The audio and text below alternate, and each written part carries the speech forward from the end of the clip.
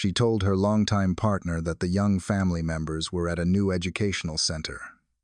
Then, she shifted the narrative, insisting they were secure at the home of a trusted friend. And then, in the middle of a bustling restaurant, she quietly slipped out a side door and vanished into the crowd, leaving the father holding an empty cup and a terrifying realization. The individuals were not merely missing. They had been erased from the family picture, according to a calculated timeline.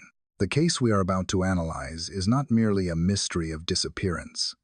It is a high-stakes chess match between the pursuit of justice and a complex psychological defense system. This is a story about overlapping fabrications, a chilling silence that has lasted for years, and a father standing alone in a search for truth. Before we peel back the layers of the Catherine Hoggle investigation, please take a moment to hit the like button and subscribe to the channel.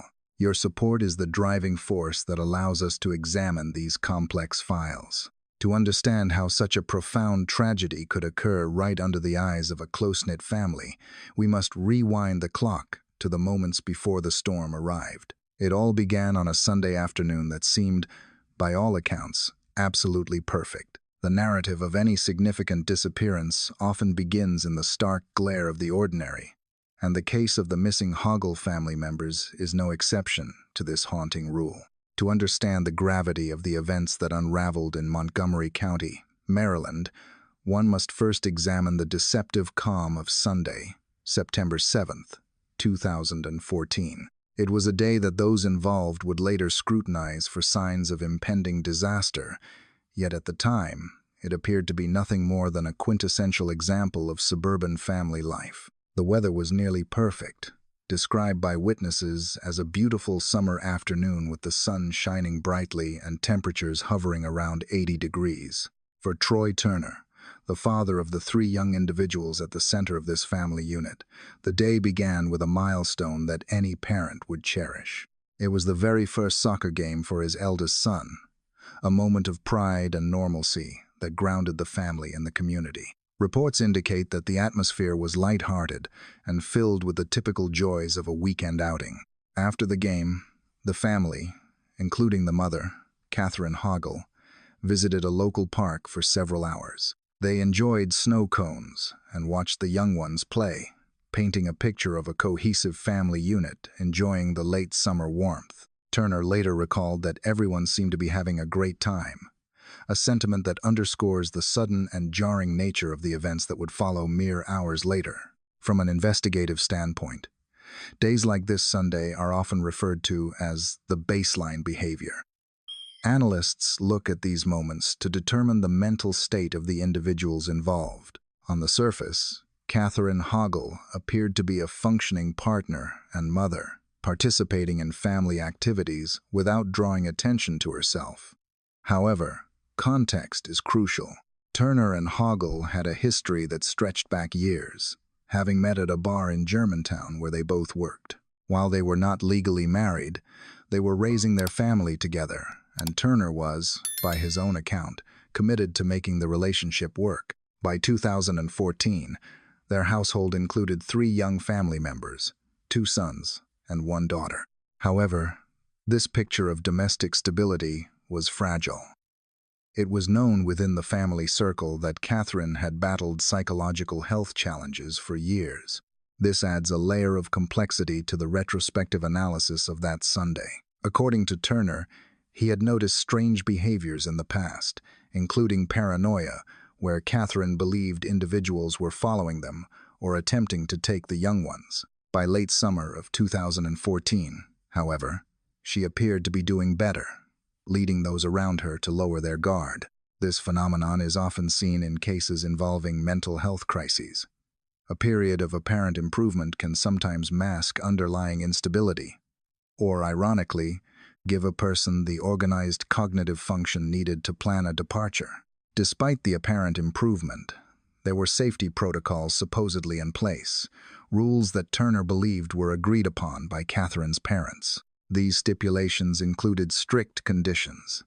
Catherine was not supposed to operate a vehicle, and she was not supposed to be left alone with the young family members at any time. These rules suggest that while the family enjoyed the soccer game in the park, there was an undercurrent of vigilance, a safety net that Turner believed was secure. The existence of these rules highlights a critical aspect of this case: the reliance on a support system to manage risk. Turner operated under the assumption that everyone, including Catherine's parents, was on board with these supervision requirements. As the afternoon sun began to dip, the demands of the work week intruded on the leisure time. The Turner was scheduled to work a night shift, necessitating a transition in the care of the young ones. He transported the family to the home of Catherine's parents, a routine drop-off that would unknowingly serve as the final goodbye for the father and his two youngest family members. Turner recounted kissing all the young ones and telling them he loved them before getting into his car to drive to work. This moment, mundane in its execution, is devastating in hindsight. It represents the final severance of the family unit before the timeline fractures. The decision to leave the young family members and Catherine at her parents' house was based on the logistics of their lives and the safety plans Turner believed were active. He left for his shift, trusting that the supervision protocols were intact. Criminologists and psychologists often point to this specific window of time, when a primary guardian leaves for work or travel, as a period of high vulnerability in domestic disappearance cases. The departure of the most vigilant family member can inadvertently create an opportunity for the other party to act, whether those actions are impulsive or premeditated. When examining the events of that Sunday, it is essential to recognize the role of normalcy bias. This is a psychological state where people interpret a situation as safe because it resembles their everyday experience. For Turner, the day had been filled with soccer, laughter, and sunshine. There was no screaming argument, no overt crisis, and no immediate sign of danger. The transition from the park to the grandparents' house was seamless. This lack of friction likely contributed to Turner's ability to leave for work without a sense of dread. He had no reason to suspect that the safety net had already developed holes. Furthermore, the involvement of the extended family adds another dimension to the narrative. The young ones were left in the care of their mother, but at the home of their grandparents, implying a layer of supervision that should have been robust. The complexity of family dynamics in such situations cannot be overstated. When supervision responsibilities are shared between partners and grandparents, there can sometimes be a diffusion of responsibility, where one party assumes the other is watching more closely than they actually are. While the specifics of what transpired inside the grandparents' home that evening remain a point of investigation, the outcome is indisputable. The protective measures failed. As Turner drove away to start his shift, the sun set on what was the last fully accounted-for day of the Hoggle family as a complete entity. The memories of snow cones and soccer fields stood in sharp contrast to the darkness that was gathering on the horizon. The seemingly perfect Sunday was, in reality, the precipice of a mystery that would haunt Montgomery County for years to come. The stage was set. The primary witness was gone for the night, and the timeline of the disappearance was about to begin its silent, confusing countdown. The transition from a pristine Sunday afternoon to the unsettling ambiguity of early Monday morning occurred under the cover of darkness. It was after midnight when Troy Turner finally returned to the family residence in Germantown, having completed his work shift. The exhaustion of a long day, coupled with the late hour, likely dulled his senses to the subtle anomalies that were waiting for him. In the context of domestic disappearances, these transitional hours, where one day bleeds into the next, are often critical. They represent a period of low visibility and high fatigue, factors that can obscure the warning signs of a crisis already in motion. Upon arriving at the apartment complex, Turner encountered the first significant deviation from the family's established routine. Instead of being inside the home, possibly asleep or preparing for bed, Catherine Hoggle was waiting outside. Turner recalled finding her sitting on the steps of the apartment building. From an investigative perspective, this behavior warrants immediate scrutiny. While it is not inherently criminal to sit outside one's home, the context makes it peculiar. It raises the question of whether she was waiting to greet him, or perhaps more troublingly, waiting to intercept him before he could enter the residence and assess the situation inside. When Turner approached her, he noted that the situation felt a little bit odd. In many retrospective analyses of similar cases, this feeling of oddness is a recurring theme. A gut instinct that something is out of place, often dismissed in the moment for the sake of maintaining peace. Catherine's explanation for her presence outside was mundane. She told Turner that she needed to go to a nearby store to grab a soft drink, specifically a Dr. Pepper. This request, seemingly trivial, served a significant tactical purpose. It provided a reason to keep Turner away from the interior of the apartment and focused on an immediate, solvable task. At this juncture, Turner made a pivotal assumption, one that any parent or partner in a trusting relationship would likely make. He assumed that the three young family members were safely inside the apartment, sound asleep in their beds. This belief was bolstered by the knowledge that Catherine's father, Randy, was spending the night at the residence. The presence of a grandparent typically acts as a guarantor of safety, a second line of defense that allows other guardians to relax their vigilance. Turner operated under the logical premise that if Catherine was outside, her father was inside with the siblings, ensuring their well-being. Trusting in this domestic arrangement, Turner agreed to the errand. He later described the trip as a quick run, estimating it took only about 3 minutes to drive down the street and 3 minutes to return. During this brief journey, there was no reported confession or erratic breakdown from Catherine. The normalcy of the errand, buying a soft drink, masked the reality of the situation. It is a chilling example of how routine tasks can proceed in parallel with an unfolding tragedy. Legal analysts often point to such moments as evidence of organized behavior in individuals suffering from mental health crises. The ability to execute a specific plan, getting a drink, suggests a level of cognitive function that complicates later defenses regarding competency. Upon returning to the apartment, the weight of physical fatigue took over. Turner was exhausted and ready for sleep.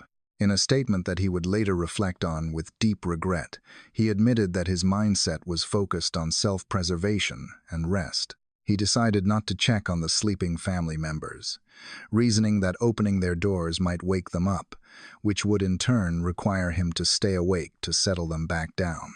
He described this thought process as selfish in hindsight, noting that he simply went ahead and went to sleep. This decision to forego a final check is a moment of profound psychological weight in the narrative. It highlights the mundane nature of the choices that precede the discovery of a disaster. Turner had no reason to think there would be anything wrong. The house was quiet. The other adult guardian was present, and the mother of the family members was with him. The silence of the apartment was interpreted as peace, rather than absence. From a criminological standpoint, this sequence of events, the waiting outside, the diversionary errand, and the reliance on the silence of the house, created a perfect storm of missed opportunities for detection. Had Turner entered the rooms immediately upon arrival, the timeline of the investigation would have shifted dramatically, beginning hours earlier. Instead, the night wrapped the apartment in a false sense of security. The narrative of the midnight request serves as a cautionary study in how easily the abnormal can be camouflaged by the routine. As Turner drifted off to sleep, he was unaware that the reality he believed in, a house full of sleeping family members, was already an illusion. The silence that filled the hallway was not the quiet of rest, but the quiet of emptiness. The unsettling reality of Monday morning arrived not with a chaotic alarm, but with a profound and disturbing silence.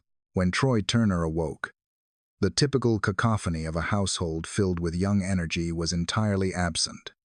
The only other person present in the residence was his eldest son, who had woken him up. As Turner moved through the hallways, the quietude of the home began to register as an immediate anomaly.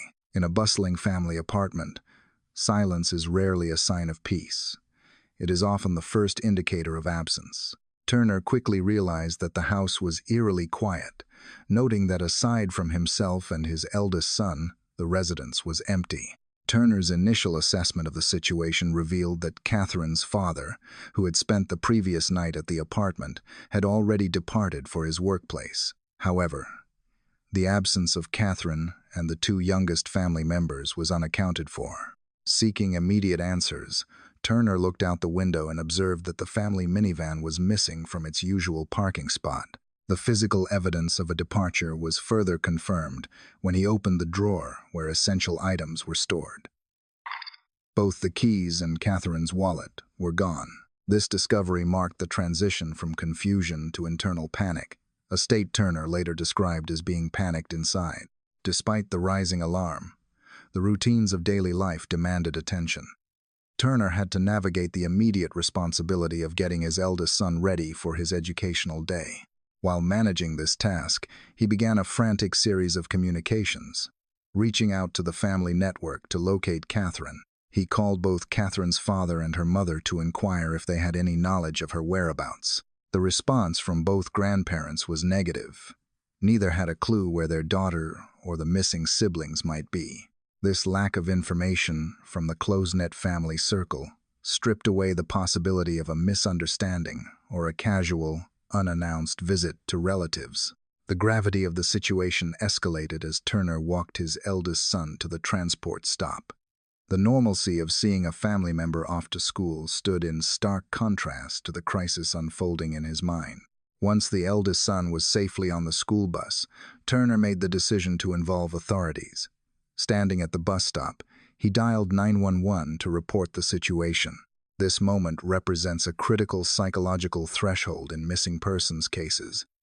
The admission that the family unit can no longer manage the uncertainty internally and requires external intervention. However, in a twist that would temporarily de-escalate the immediate sense of emergency, Catherine drove up to the bus stop just as Turner was engaging with emergency services. Her reappearance at that precise moment acted as a pressure release valve for the building tension. When she stepped out of the vehicle, she did not appear to be in distress. Instead, she presented a calm and rational explanation for her absence and the absence of the two youngest family members. She was able to convince Turner that the siblings were fine and had been dropped off at a care center. Catherine's narrative was specifically tailored to address Turner's potential frustrations. She told him that she wanted him to sleep in and rest after his late work shift, and thus had taken the initiative to transport their son and daughter to a daycare facility. This explanation preyed on a mix of gratitude and logic. From an analytical perspective, the lie was constructed with just enough plausibility to be believed. Turner admitted that while the couple had never actually used a daycare service before, it was an option they had been considering and discussing. By anchoring her fabrication in a topic they had previously debated, Catherine gave her story the ring of truth. At that moment, the relief of seeing Catherine safe and hearing a logical plan for the siblings overpowered Turner's earlier panic. When asked if the story was believable at the time, Turner confirmed that yes, he believed the young ones were at a daycare center. This psychological phenomenon is often observed in the early stages of domestic investigations.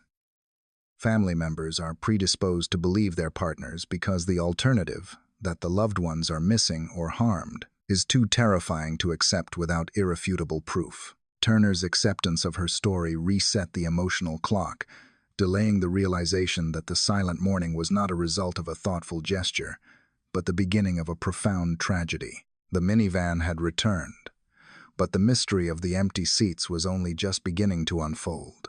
The relief that Troy Turner felt earlier in the day began to erode rapidly as the afternoon progressed. The plan for the afternoon was straightforward. Turner and Catherine Hoggle were to drive together to the care facility where she claimed to have dropped off the two missing family members that morning. However, what should have been a routine pickup quickly descended into a disorienting and terrifying series of evasions. As they drove through the streets of Montgomery County, the practical details of the siblings' location became alarmingly elusive. Turner, operating the vehicle, began to press Hoggle for the specific address, or at least the name of the facility. It is at this juncture that the behavior of the mother shifted from calm assurance to baffling vagueness.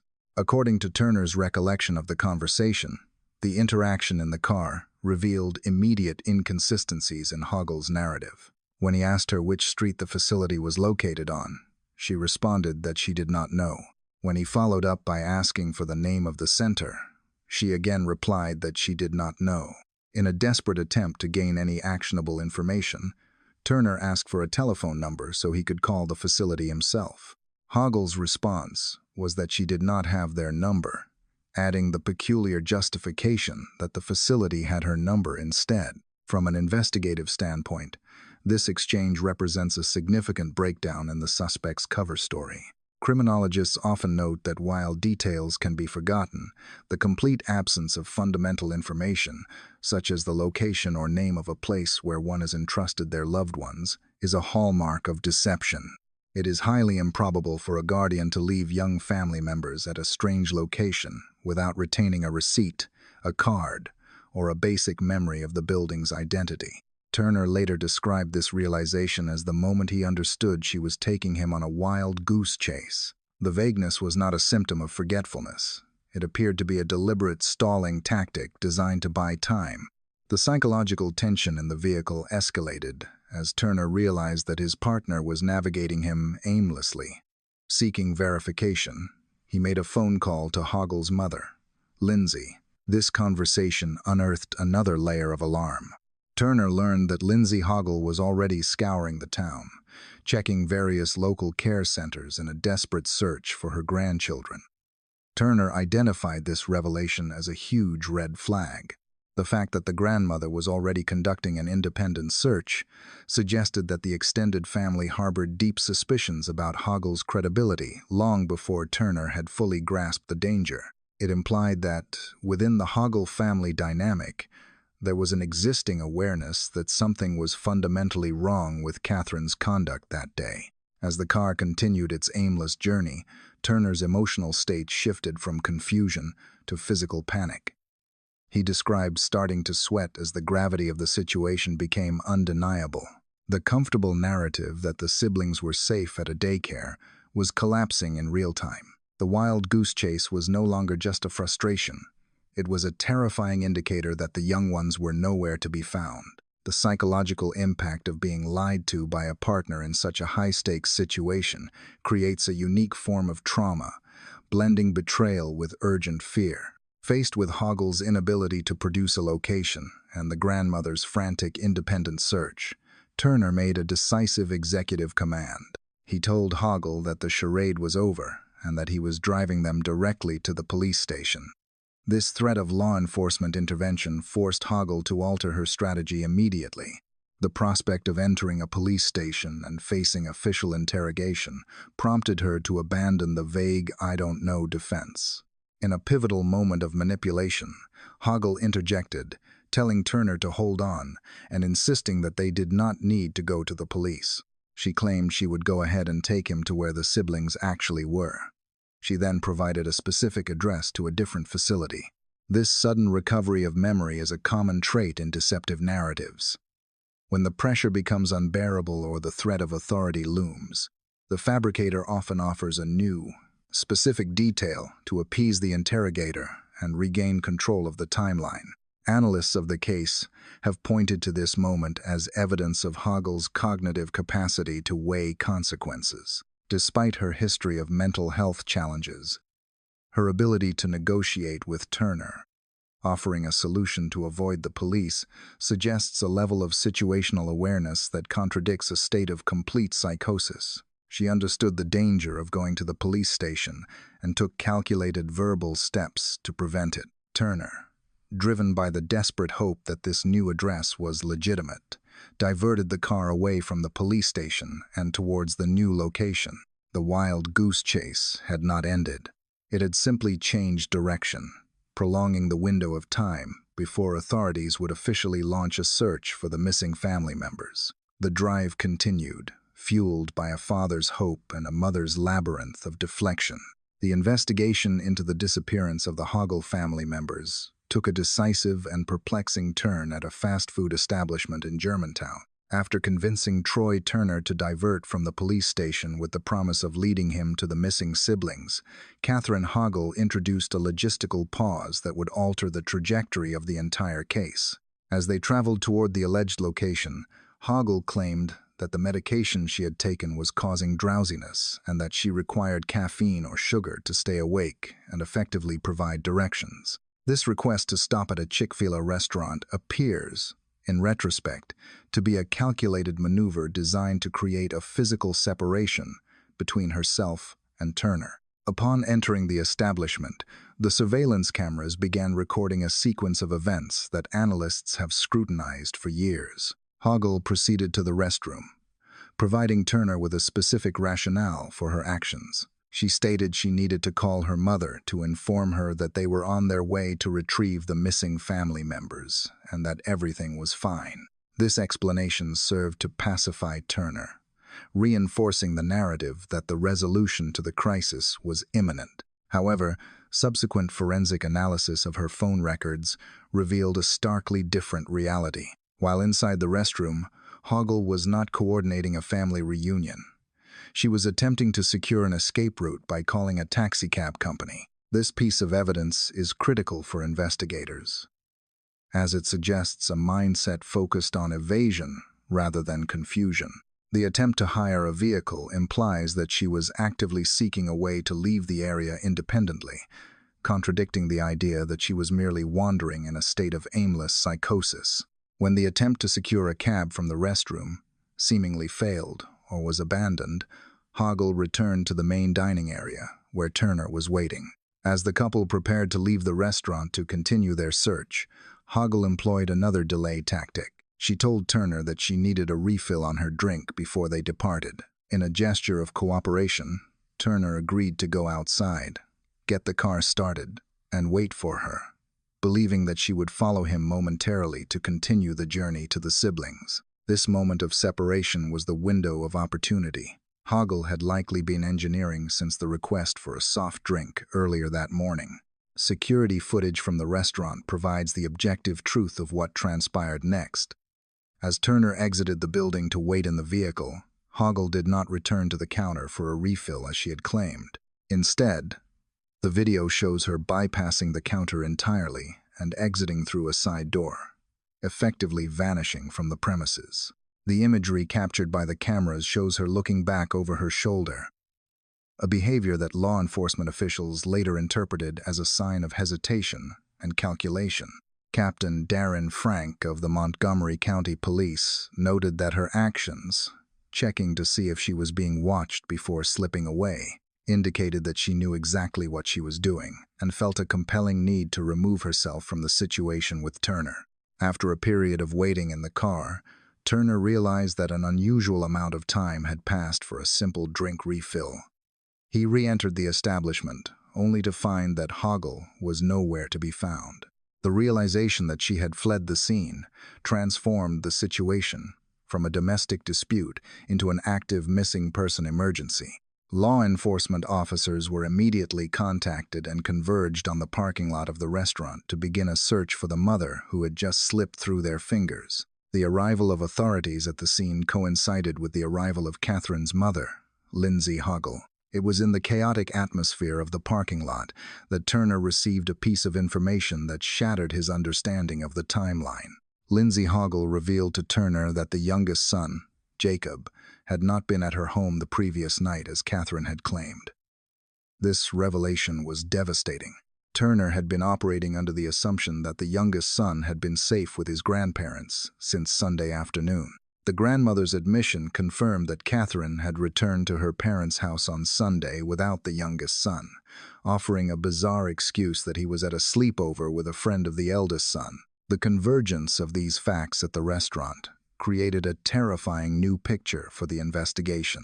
The Wild Goose Chase was not merely a result of memory loss. It was a cover for the fact that the youngest son had been missing for nearly 24 hours longer than Turner realized. The escape at the restaurant marked the end of the initial search phase and the beginning of a manhunt. Catherine Hoggle had successfully separated herself from the only person pressing her for answers, leaving behind a father who now knew that his partner was on the run and that his two youngest family members had been unaccounted for since the previous day. The restaurant, intended as a brief stop for clarity, became the site where the mystery deepened into a complex legal and criminal pursuit. The flight of Catherine Hoggle from the fast food restaurant was the catalyst that finally shattered the fragmented narrative Troy Turner had been trying to piece together. With the mother of the missing family members now a fugitive, law enforcement and the family were forced to look backward, stripping away the assumptions of the previous 48 hours to reconstruct a forensic timeline of events. What emerged from this retrospective analysis was a terrifying discrepancy between what Turner believed to be true and the objective reality of the weekend. The investigation quickly pivoted from a search for a mother and her young ones to a realization that the disappearances had not occurred simultaneously, but were likely staged events, separated by hours of calculated deception. The most critical blow to the initial timeline came from the testimony of the eldest son. Until Monday afternoon, Turner had operated under the firm belief that all three of his young family members were safe in their beds when he returned from work on Sunday night. He had walked into a quiet apartment, assumed the silence meant sleep, and gone to bed himself. However, in the clarity of the police investigation, the eldest son provided a statement that dismantled this assumption entirely. He was able to articulate to his father and investigators that on that specific Sunday night, the two younger siblings were never in the apartment. The eldest son recounted hugging his mother and going to sleep, fully aware that his brother and sister were not present in the room they usually occupied. This revelation was pivotal. It meant that for the entire duration of the night, while Turner slept, believing his family was complete, the residence was already partially empty. This new information forced investigators to look closely at the events of Sunday afternoon at the grandparents' house. It was established that earlier that day, Catherine had borrowed her father's vehicle and left the residence with the youngest son. For approximately 3 hours, her whereabouts were unaccounted for. When she returned to her parents' home later that afternoon, she was alone. The youngest son was no longer in her care. To explain his absence to her parents, she fabricated a story that relied on the trust of the family unit. She claimed that the young boy was at a sleepover with a friend of the eldest son. From an investigative standpoint, this excuse was riddled with logical inconsistencies that are often only visible in hindsight. The idea of a very young individual attending a sleepover with friends of an older sibling is highly unusual and typically defies parental conventions regarding supervision and age-appropriate social groups. However, the grandparents, likely not wanting to question their daughter's judgment or cause conflict, accepted the explanation at the time. This successful deception allowed Catherine to return to the family dynamic without raising an immediate alarm, effectively buying her more time before anyone realized the youngest member of the family was actually missing. The timeline reconstruction revealed a chilling pattern of behavior. The youngest son vanished first. During that 3-hour window on Sunday afternoon, Catherine then returned, maintained a facade of normalcy, and seemingly waited for the next opportunity to remove the daughter from the safety of the family circle. It appears that the daughter went missing sometime later, likely during the period when Turner was at work or shortly before he returned home. The police noted that this staggering of disappearances, 2 individuals going missing at least 6 hours apart by the hand of the same person, stood out as a particularly disturbing and unique feature of the case. This staggered timeline suggests a methodical approach rather than a singular, impulsive event. A parent acting out of sudden, uncontrollable psychosis might be expected to take all family members at once during a singular break from reality. Instead, the evidence pointed to separate trips, separate locations, and separate lies tailored to each specific audience.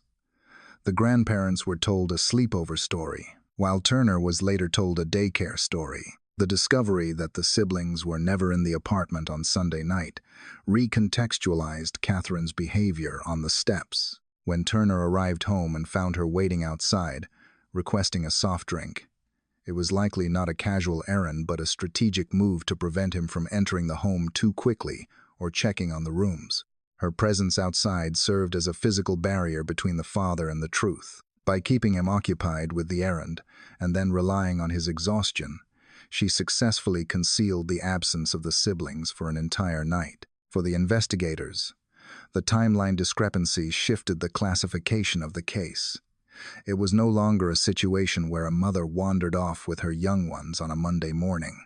It was now clear that the youngest son had been missing since Sunday afternoon, and the daughter had vanished sometime Sunday night or very early Monday. The Wild Goose Chase on Monday was not the beginning of the crisis. It was the final act of a weekend-long orchestration designed to obfuscate the true time and location of the disappearances. The police were now looking for missing persons who had a significant head start, hidden behind a complex web of conflicting stories that had successfully deceived 2 generations of adults for nearly 24 hours. The sudden disappearance of Catherine Hoggle from the fast food restaurant parking lot transformed a confusing domestic situation into a high-stakes manhunt that gripped Montgomery County, Maryland. Once law enforcement realized that the mother had fled and the whereabouts of the 2 youngest family members were unknown, the case escalated rapidly.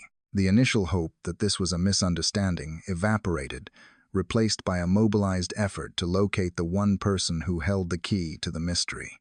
As Captain Darren Frank of the Montgomery County Police noted, the authorities knew that Catherine was the critical piece of the puzzle. They had to find her to find the missing siblings.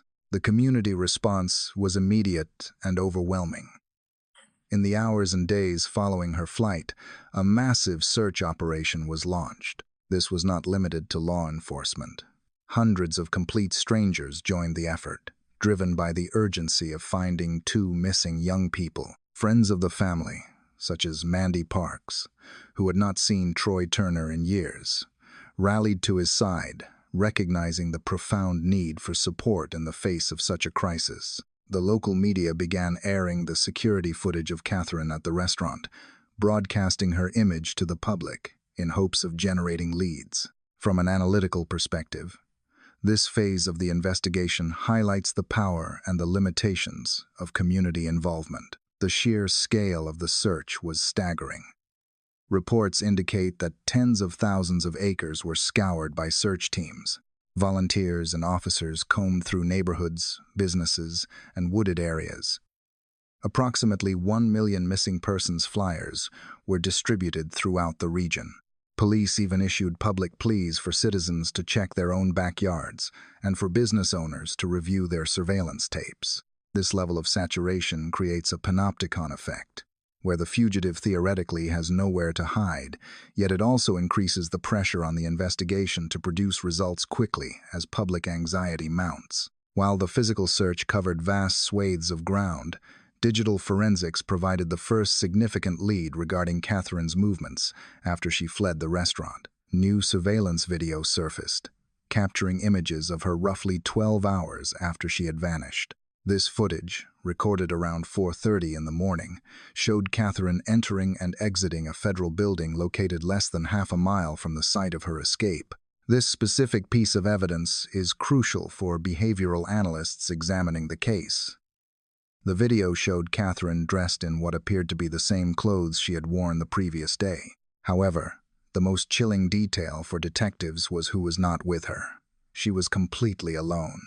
The 2 missing siblings were nowhere to be seen. Furthermore, her actions in the video displayed a level of cognitive planning that contradicted the theory of a disorganized psychotic break. Captain Frank observed that she had the presence of mind to cross a highway and piggyback into a secured facility to find a hiding spot. She was not wandering aimlessly through the neighborhood. Her actions were deliberate and calculated to avoid detection.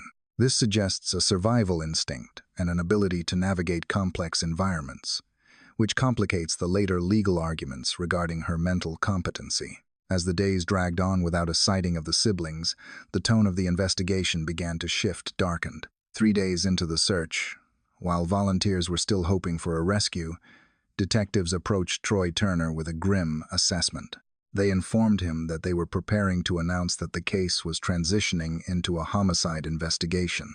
This notification came even before Catherine had been located, signaling that law enforcement had already concluded, based on the timeline and the lack of evidence of life, that the outcome would not be a happy one. For Turner, who was still holding out hope that his family was alive, this news was a devastating blow. The physical toll on the father was immense. Turner recounted going 5 or 6 days without sleeping, driven by guilt and the desperate need to find his family. He described the torment of falling asleep for even a brief moment, only to wake up feeling selfish because he felt he should have been out looking instead of resting. This reaction is typical of the ambiguous loss trauma faced by families of the missing. Without closure, the brain remains in a constant state of high alert, unable to process grief or find rest. Finally, after 5 exhaustive days, a breakthrough occurred. A citizen in the area recognized Catherine from the ubiquitous wanted posters and alerted authorities. When police apprehended her, they noted significant changes in her appearance. She had cut her hair, an action interpreted by investigators as an attempt to disguise her identity. Perhaps the most telling detail of her capture was what she had in her possession. She was carrying one of the missing persons flyers that had been distributed by the community. The presence of the flyer is a powerful piece of circumstantial evidence. It demonstrated unequivocally that Catherine was aware that everyone was looking for her and the siblings. She knew she was the subject of a manhunt, and she knew the community was desperate for answers. Her disguise and her evasion tactics proved that she was actively trying to avoid capture. However, when the police finally took her into custody, the relief of finding her was instantly tempered by the crushing reality that the 2 young family members were not with her. The search for Catherine had ended, but the search for the truth and the missing siblings was only entering a more difficult and prolonged phase. The mother had been found, but her silence would soon prove to be as formidable an obstacle as her disappearance. The conclusion of the manhunt for Catherine Hoggle did not arrive with a dramatic standoff, but rather through the vigilance of the community that had been mobilized to find her. After 5 exhausting days of searching, during which the radius of the investigation had expanded across Montgomery County, a breakthrough finally occurred thanks to a citizen's observation. A passerby recognized Hoggle from the ubiquity of the wanted posters that had plastered the region and alerted law enforcement. This moment validated the strategy of high-saturation public awareness, demonstrating that in a connected society, anonymity is nearly impossible to maintain for a person of interest. When police arrived to apprehend her, they immediately noted a deliberate attempt at concealment. Hoggle had altered her physical appearance significantly, specifically by cutting her hair, a classic evasion tactic used to confuse witnesses and avoid detection by law enforcement personnel. Perhaps the most psychological telling detail of her capture was an item found in her possession. When officers took her into custody, Hoggle was holding one of the missing person flyers featuring her own image and that of her family members. This discovery provided investigators with a crucial insight into her mental state during the days she was hiding. It confirmed unequivocally that she was not disconnected from reality to the point of oblivion. Rather, she was acutely aware that a massive search operation was underway. She knew that the community, her family, and the police were looking for her and the missing siblings. Analysts of the case have pointed to this fact, to argue that her actions were driven by a conscious desire to evade consequences, rather than a disorganized fugue state. Following her detention, the investigation transitioned immediately from a search mission to an interrogation phase. Troy Turner, the father of the missing siblings, was summoned to the police station. By this point, Turner had been operating on a severe sleep deficit, having gone days without proper rest in his desperate bid to locate his family. The physical and emotional toll was immense, yet he held on to a fragile hope that Hoggle's capture would lead to the immediate recovery of the missing individuals. When he arrived at the station, he was granted a face-to-face meeting with Hoggle, a high-stakes interaction that investigators hoped would break her silence. The demeanor of Catherine Hoggle during this confrontation baffled both Turner and the detectives. Contrary to the expectations of someone who might be in the throes of a profound psychotic break, witnesses described her behavior as eerily composed. Turner noted that she spoke in a normal manner and did not appear to be psychotic or detached from the immediate conversation. She was lucid, articulate, and seemed well aware of her surroundings. This presentation complicated the narrative of mental incompetence that would later become the centerpiece of the legal proceedings. It suggested, at least in those initial hours, a person who was in control of her faculties and capable of engaging in a rational dialogue. When Turner pleaded with her to reveal the location of the missing siblings, Hoggle offered a new and specific narrative. She stated matter-of-factly that the siblings were safe, claiming they were not with her but had been placed in the care of someone she trusted. This statement introduced a complex psychological dynamic into the investigation. By asserting that the siblings were safe, she provided a lifeline of hope to the family, suggesting that this was a protective measure rather than a tragic event. This type of claim is not uncommon in cases involving parental abduction, where the perpetrator convinces themselves and others that they are saving the family members from a perceived, albeit non-existent, threat. However, law enforcement officials were immediately skeptical of this explanation. The evolution of her story, from a sleepover to a daycare, and now to an unnamed, trusted person, followed a pattern of deflection that is characteristic of deception. Detectives analyzed her statement against the backdrop of the timeline they had reconstructed. The fact that the disappearances were staggered, with one sibling vanishing hours before the other, and the lack of any evidence supporting the existence of an accomplice or safe house, led authorities to a grim conclusion. Despite her assurances of safety, investigators began to operate under the belief that the missing individuals were deceased. The confrontation at the police station served as a pivotal moment where the divergence between the family's hope and the police's assessment became starkly visible. Turner was left to grapple with a partner who looked him in the eye and promised safety, while detectives saw a suspect who was manipulating the narrative to stall the inevitable. Captain Darren, Frank, and his team viewed the safe house story not as a credible lead, but as a final barrier erected by Hoggle to protect herself from the reality of her actions.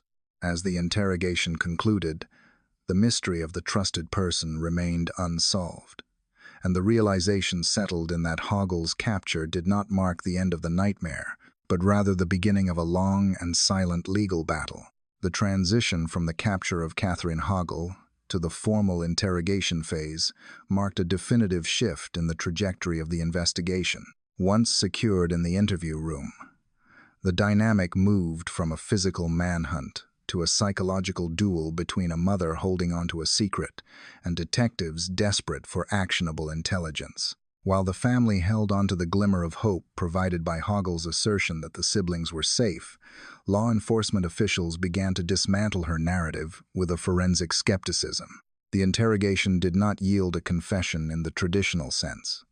Instead, it produced a series of evasive statements that, when cross-referenced with the established timeline, led authorities to a harrowing conclusion regarding the fate of the missing family members. During the initial rounds of questioning, Hoggle remained steadfast in her claim that the two missing individuals were alive. She told both Troy Turner and the investigators that the siblings had not been harmed, but had been placed in the care of an unnamed individual she described as someone she trusted. From a criminological perspective, this type of defense is often categorized as a safe haven fabrication. It allows the suspect to present themselves not as a perpetrator of harm, but as a protector who has removed vulnerable individuals from a perceived, albeit non-existent, danger. This narrative served a dual purpose. It offered a temporary shield against more severe criminal charges and manipulated the emotional state of the father, who was desperate to believe that a reunion was possible. However, when pressed for details, a name, an address, or a phone number of this trusted guardian, Hoggle could not, or would not, provide a single verifiable fact. Detectives immediately viewed this inability to provide specifics as a critical indicator of deception. Based on the totality of the interviews and the investigation into her movements, law enforcement rejected the story of the secret guardian. Captain Darren Frank of the Montgomery County Police stated that based on how everything transpired, the authorities believed the young family members were deceased. This conclusion was not reached lightly. It was the result of analyzing the glaring inconsistencies in her previous statements. She had already cycled through multiple explanations. First, a sleepover for the son. Second, a daycare for both siblings. And finally, the mysterious trusted friend. In the eyes of the investigators, the trusted friend was simply the latest iteration of a lie designed to conceal a far darker reality. The interrogation process also solidified the police theory regarding the timing of the events. Detectives alleged that the disappearances were not simultaneous, a detail that suggests a disturbing level of calculation rather than a singular, chaotic break from reality. The prevailing theory posited that on Sunday afternoon, when Hoggle told her father she was taking the youngest son out for pizza, she instead caused him harm and hid the evidence. The investigators believed that she then returned to the home, maintained a facade of normalcy for several hours, and later that night, or early the next morning, did the same to the daughter. This staggered timeline, with the two events occurring at least 6 hours apart, stood out to investigators as a defining characteristic of the case. It implied that after the first act was committed, there was a window of time where the suspect could have stopped, yet she chose to proceed with the second disappearance. The gravity of this premeditation theory was compounded by a chilling realization regarding the eldest son. Captain Frank expressed a belief that Hoggle's plans likely included the remaining sibling. This perspective forced Troy Turner to reevaluate his interactions with Hoggle on the morning of her disappearance. He recalled that when he placed the eldest son in the care of Hoggle's mother at the bus stop, Catherine had reacted with intense agitation. She had vehemently objected, claiming she did not trust her mother alone with the young ones, and citing her mother's drinking habits as the reason. At the time, Turner was confused, as there was no known mistrust between the women regarding the care of the family. In the cold light of the homicide investigation, Turner and the police came to view that interaction differently. Turner expressed his belief that her protestations were not about safety, but about access. He theorized that she intended to take the eldest son away, perhaps under the guise of using the restroom, to complete her plan and take the final member of the siblings from the family unit. This retrospective analysis suggests that the intervention of the grandmother at the bus stop may have inadvertently saved the eldest son's life, preventing the tragedy from becoming a triple disappearance. Despite the firm belief of the police that this was a homicide case, the legal system required physical evidence that was simply not there. Because the bodies of the daughter and son had not been recovered, the state initially could not charge Hoggle with murder. Instead, she was charged with a series of misdemeanors related to the disappearance and child neglect. This procedural limitation was a source of immense frustration for the prosecution and the family.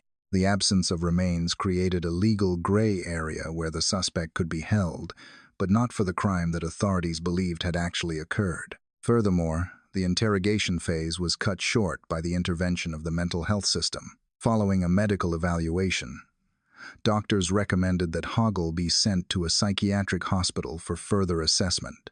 This process, which took about a week, effectively paused the criminal interrogation. While there was initially hope that mental health professionals could elicit the location of the bodies, the transition to the hospital marked the beginning of a legal stalemate. The safe house story remained the suspect's final official account, leaving the investigation suspended between the probable reality of homicide and the procedural necessity of a competency ruling. The changing stories had ended, replaced by a silence that the courts would struggle to break for years to come. The investigation into the whereabouts of the missing Hoggle siblings encountered a formidable barrier not on the streets of Montgomery County, but within the walls of the legal and mental health systems. Following her arrest, Catherine Hoggle was not immediately placed on trial. Instead, she was transferred to the Perkins Hospital Center for a psychiatric evaluation. This transition from a police interrogation room to a medical facility marked the beginning of a complex legal stalemate that would define the case for years. The initial hope was that medical professionals could stabilize her condition enough for her to reveal the location of the missing family members. But the outcome was a diagnosis of incompetency. This legal status meant that, in the eyes of the court, she was unable to understand the proceedings against her or assist in her own defense, effectively pausing the criminal prosecution.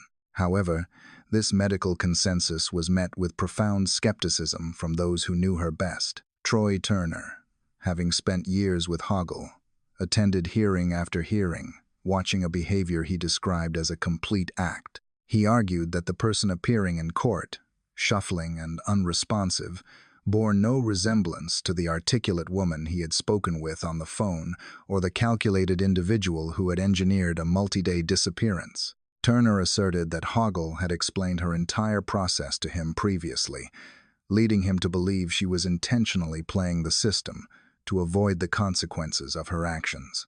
This perspective introduces a disturbing possibility that the legal protections designed for the vulnerable were being weaponized by a suspect to maintain silence. The theory that Hoggle was malingering, or feigning the severity of her impairment, was not limited to the father of the missing. In a surprising twist, Catherine's own mother, Lindsay Hoggle, expressed a similar sentiment during the early years of the legal proceedings. Lindsay stated that her daughter was very capable of being competent sooner rather than later, and that she understood the situation perfectly well. The grandmother's assessment was blunt. The problem was not a lack of understanding, but a fear of incarceration. She alleged that Catherine had made a conscious decision to remain in the medical system because she did not want to go to jail. When both the partner and the mother of the accused suspect that the incompetence is a strategy rather than a total incapacitation, it forces the public to question the efficacy of the forensic evaluations being conducted. Nevertheless, Hoggle's defense attorney maintained that these allegations were ludicrous, emphasizing that she was being treated by state professionals, not hired experts, and that their medical findings should outweigh the opinions of family members. As the months turned into years, the Hoggle case transformed from a criminal investigation into a procedural race against time, exposing a critical loophole in Maryland's judicial system. Initially, Catherine Hoggle was charged only with misdemeanors related to the disappearance and neglect of the family members, as there was no physical evidence to support a homicide charge. Under Maryland law, a defendant found incompetent to stand trial can only be held on misdemeanor charges for a maximum of 3 years. If the individual remains incompetent throughout that duration, the charges must be dismissed, and the state loses its hold on the suspect. This statutory deadline created a terrifying scenario for Troy Turner. The possibility that the person responsible for the disappearance of his family could walk free simply by outwaiting the clock. On the 3rd anniversary of the disappearance, the reality of this legal cliff became imminent. Turner expressed outrage and terror at the prospect that Hoggle's lawyer could move to dismiss the charges, allowing her to leave the facility. To prevent this outcome, prosecutors made a strategic pivot. Recognizing that the misdemeanor clock was running out, they moved to upgrade the charges against Hoggle to 2 counts of causing the death of the minors. This was a calculated legal maneuver designed to buy more time. In Maryland, a felony charge allows the state to hold an incompetent defendant for up to 5 years. This escalation to murder charges, while necessary to keep Hoggle detained, brought its own set of challenges. It acknowledged formally what investigators had long believed, that the siblings were deceased, but it did not solve the underlying issue of competency. The 5-year window was merely an extension, not a guarantee of justice. Attorney Andrew Friedman noted the grim possibility that if she was not ruled competent within that 5-year period, she could eventually walk scot-free. For Turner, this was a source of constant anxiety. He feared that she could be released while his eldest surviving son was still too young to protect himself, leaving the family vulnerable to the same individual who had dismantled it years prior. The legal system, designed to ensure fairness, appeared to be trapping the victim's family in a state of perpetual limbo, where the rights of the accused to a fair trial collided with the rights of the community to see a resolution. The prolonged absence of the Hoggle siblings created a deep fissure within the extended family, separating them into 2 distinct camps based on their interpretation of reality. On one side stood Troy Turner and the law enforcement community, who had resigned themselves to the tragic probability of homicide. On the other side stood Lindsay Hoggle, the grandmother, who maintained a steadfast and controversial belief that her grandchildren were still alive. In interviews, Lindsay dropped what many considered a bombshell, asserting that she believed the young ones were being held somewhere and were safe with whomever they were with. She further claimed that her daughter, despite the accusations, would not harm them. This belief system relies heavily on the safe house narrative that Catherine Hoggle introduced during her initial interrogation. The idea that she handed the siblings off to a trusted third party. For the grandmother, clinging to this theory likely serves as a psychological defense mechanism against the unthinkable alternative. She pinned her hopes on age progression photos, released by the National Center for Missing and Exploited Children, believing that these images would eventually lead to a reunion. However, this optimism stood in stark contrast to the evidence gathered by professionals. Captain Darren Frank remained confident that the siblings were deceased and that Catherine was the sole perpetrator. The police viewed the safe house theory as a fabrication with no supporting evidence. No accomplice had ever been identified. No phone records linked Catherine to a conspirator, and no credible sightings had occurred since the day they vanished.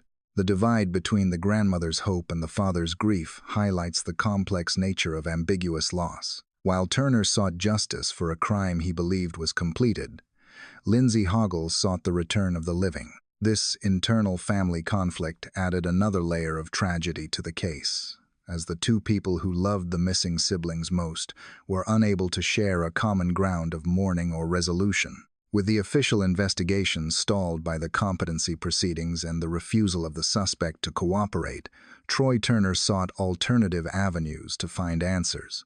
He hired a private investigator, Jared Stern, to re-examine the case with fresh eyes and resources. Like the police, Stern concluded that the siblings were deceased and that the act was premeditated, citing the separate timing of the disappearances as evidence of a calculated plan rather than a fit of anger. However, the private investigation faced the same hurdle as the police. If Catherine had harmed the siblings, where were they?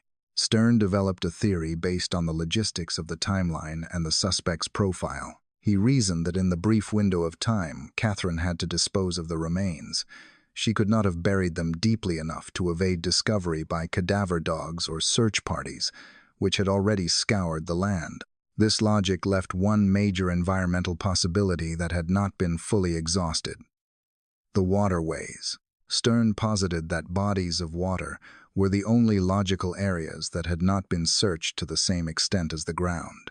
To test this grim hypothesis, Stern and his team deployed advanced technology, using a remotely operated underwater drone to scan the bottoms of ponds and lakes. They identified 15 specific bodies of water across Montgomery County as high-probability targets. This underwater search represented a tedious and heart-wrenching task, estimated to take the better part of a year to complete. The image of a drone silently gliding through the murky depths of local ponds stands as a somber symbol of the lengths to which a father will go to bring his family home. It also underscores the limitations of traditional law enforcement searches in complex terrain and the necessity of private intervention in cold cases. As the third anniversary of the disappearance passed, and then subsequent years followed, a profound emotional shift occurred within Troy Turner.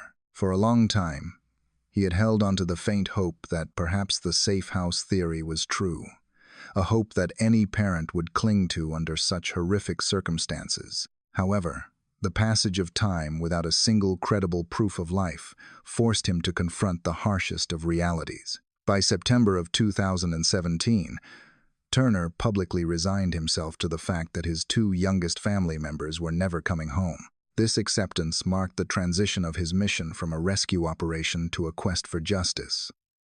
In no uncertain terms, Turner clarified his stance on the person responsible.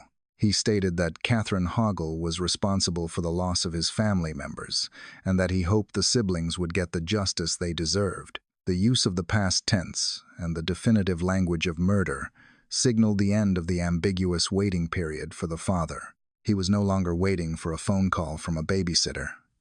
He was waiting for a verdict from a jury. Despite this acceptance of loss, the emotional bond remained unbroken. Turner spoke of his enduring love, stating that if the siblings could hear him, he would tell them that their father loves them and is never going to quit. He emphasized that their surviving brother missed them, and that a whole family at home thought about them every single day. This period of the long silence is characterized by the endurance of grief in the face of a stagnant legal system. Turner's life became a dual existence, raising his surviving son while simultaneously fighting a legal battle to ensure that the memory of the missing siblings was honored with a conviction. The case of the missing Hoggle siblings remains one of the most disturbing and legally complex mysteries in the history of Maryland. What began as a domestic disappearance on a sunny September afternoon evolved into a systemic critique of how justice interacts with mental health. The narrative is defined by the eerie silence of the timeline, the calculated evasion of the suspect, and the agonizing limbo of the court proceedings. The transition from misdemeanor charges to murder charges was not a victory, but a desperate attempt to keep the clock from running out on a suspect who has successfully utilized the concept of incompetency to avoid trial. From an analytical perspective, the case exposes the fragility of the safety nets families rely on. The supervision rules that were supposed to protect the siblings failed. The mental health system that was supposed to treat the mother failed to prevent the crisis. And the legal system has struggled to deliver a final verdict. The persistence of the safe house theory by the grandmother versus the homicide conclusion by the father illustrates the destructive power of uncertainty. Without physical evidence or a confession, the narrative cannot fully close, leaving the community and the family in a perpetual state of unresolved trauma. Ultimately, the vanishing of these two young individuals serves as a somber reminder of the capacity for deception within the human psyche. Catherine Hoggle's actions, the staggered disappearances, the Wild Goose Chase, the flight from the restaurant, and the subsequent silence paint a picture of an individual who, regardless of her clinical diagnosis, managed to outmaneuver the people closest to her and the authorities pursuing her. For Troy Turner, the fight continues not on the search fields, but in the courtrooms, ensuring that the names of Jacob and Sarah are not forgotten and that the system eventually answers for the lives that were stolen in the quiet of a suburban weekend. This concludes the detailed analysis of the Hoggle family case. Thank you for following this deep dive into the timeline, the investigation, and the legal complexities surrounding this tragic event.